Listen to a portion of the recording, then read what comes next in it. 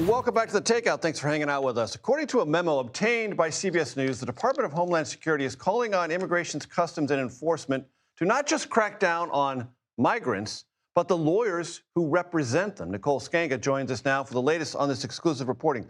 What's the memo about and what are its implications? ICE attorneys have been directed to pursue administrative fraud cases against immigration attorneys who are accused of filing false asylum claims. Okay, so the statute here is relying not only or targeting not only asylum seekers, but anyone who knowingly, quote, prepares, files, or helps file a falsified immigration benefit application. But this is part of a wider push that the Trump administration has put forward. It echoes President Trump's memo back in March. And you might also ask, Major, how common is immigration fraud? Now, there are isolated organized asylum fraud schemes in the United States. We've seen large cases filed back in 2023. Someone who doesn't qualify for asylum, represented by a lawyer who tries to get and they're schemes, but those are isolated incidents, and in general, we have seen in GAO reports that USCIS terminates dozens of cases over the course of a year for fraud in the context of tens of thousands of cases. So we should also point out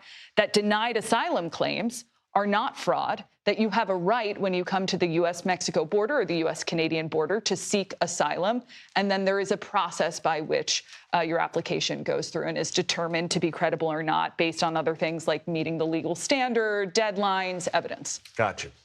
There was a Secret Service encounter this weekend, a deadly one, shots fired Saturday, very near the White House, and that led to the acting attorney general to make yet another push in writing for construction of the White House ballroom. And we should point out, this is now the third incident where Secret Service has returned fire at an alleged gunman over the course of a month, Major. There was the White House Correspondents' Dinner. Right. There was an incident near the National Mall on May 4th earlier this month.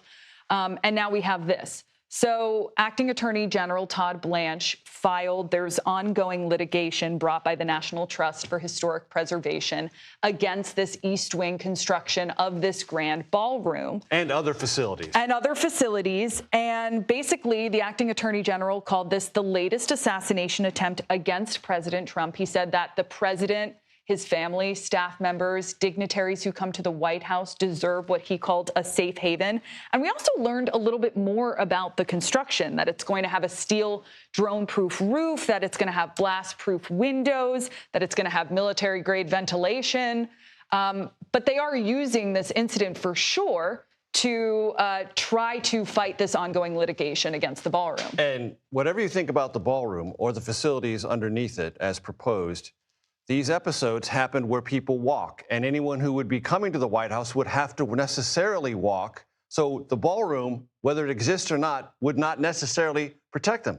It straight up wouldn't, because you're out on public streets, and that's where these last two episodes occurred. Anyone in Secret Service will tell you the most dangerous place to be is a security checkpoint. And that is what we saw play out at the White House Correspondents' Dinner. It is where that dirty zone becomes a clean zone. It is where law enforcement faces the general public. And one big concern moving forward, America 250. We're going to see more than 1 million people descend on the National Mall for July 4th this year. And that is going to be an opportunity for the general public and for big crowds to be congregating around Washington, D.C. in these places. And in this context, it's going to be a very high security event, and we hope it goes well. Nicole Sganga, thank you very much. Coming up.